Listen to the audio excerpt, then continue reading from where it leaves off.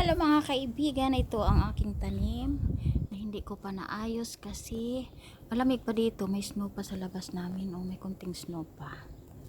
Ayan. Kaya ang boring ng panahon dito sa amin. Tapos wala ka makikitang mga ano ngayon. Bulaklak kasi ang mga bulaklak ko, ayan. Wala pa. Di pa nabuhay uli. Pero buti dito sa loob ng bahay, mayroon akong bulaklak na maganda. Titingin tayo sa labas, tapos ayan. Ayan, dito sa loob nabubuhay sila. Ang ganda, ang cute, diba? May ano din to eh. Ang cute ng mga bulaklak na ito. Oh, di ba nakakabawas din ng ano, boring na panahon. Titingin ka lang ng magandang bulaklak sa loob ng bahay. Ito nabubuhay sa loob ng bahay. Ayan. Kasi mainit.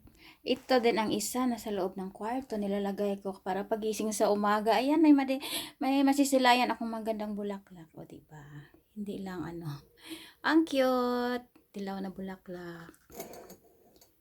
O, ayan. Dito to sa ano, sa bintana. Para bago matulog at pagising sa umaga, may makita tayong magandang bulaklak. Diba mga kaibigan? Ayan. Kahit winter pa dito, may snow pa sa amin. Pero malapit na rin ang spring, kaya mag-garden na naman tayo. Ayan ang aking mga magandang bulaklak. Yun. Sa bintana yan. Ayan, maraming salamat.